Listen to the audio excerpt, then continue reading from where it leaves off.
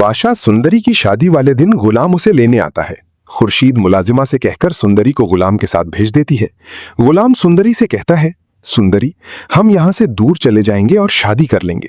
ये सुनते ही गुलाम उसे छुपाकर अपनी गाड़ी में बिठाता है और शहर वाले घर ले जाता है।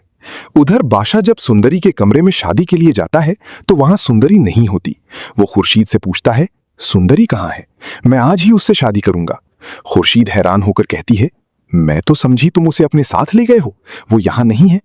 ये सुनकर बादशाह परेशान हो जाता है और फौरन सुंदरी का पता लगवाता है। थोड़ी देर बाद एक मुलाजिम बताता है कि गुलाम आया था और सुंदरी को ले गया है। ये सुनते ही बादशाह गुस्से में आग बबूला हो जाता है। वो फौरन गुलाम के मोबाइल की लोकेशन निकलवाता है और अपने लोगों के साथ सीधा उनके घर पहुंच जाता है। वहां जाकर वो गुलाम को पकड़कर रस्सी से बांध देता है और सुंदरी को जबरदस्ती अपने घर ले आता है। अगले दिन बादशाह सुंदरी से कहता है, अगर तुमने मुझसे शादी नहीं की तो मैं गुलाम की जान ले लूंगा, वो मेरे कब्जे में है। फिर वो खुर्शीद से कहता है, इसे तैयार करो, आज ही मैं सुंदरी से निकाह करूंगा। वो मौलवी साहब को भी बुला लेता है, लेकिन दूसरी तरफ सुंदरी गुस्से में आकर चुप रहती है। जैसे ही मौलवी साहब निकाह शुरू करते हैं, सुंदरी को अचानक तेज चक्कर आते हैं और वो बेहोश होकर बादशाह की गोद में गिर जाती है।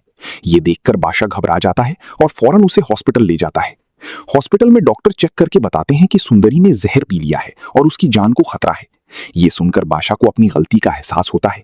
वो रोकर कहता है, सुंदरी, मुझे माफ कर दो, आंखें खोलो, अगर तुम्हें कुछ हो गया तो मैं भी जिंदा नहीं रहूंगा।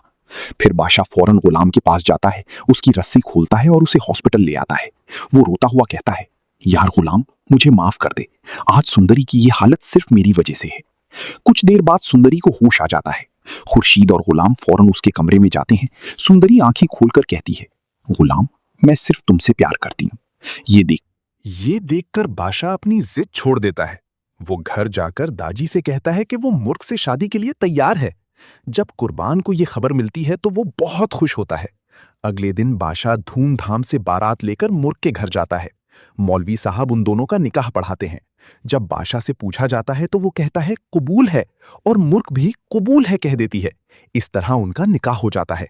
उधर जब सुंदरी ठीक हो जाती है तो बादशाह खुद सुंदरी और गुलाम की शादी करवाता है और तोहफे में अपनी आधी प्रॉपर्टी गुलाम के नाम कर देता है।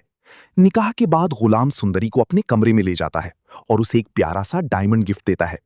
तो दोस्तों, अगर आप गुलाम और सुंदरी के आने वाले बच्चे देखना चाहते हैं तो कमेंट सेक्शन में जरूर बताएं। वीडियो पसंद आए तो लाइक, शेयर और चैनल को सब्सक्राइब करना ना भूलें। और याद रहे, ये सिर्फ एक प्रिडिक्शन है जो एंटरटेनमेंट और एजुकेशन पर्पस के लिए बनाई गई है।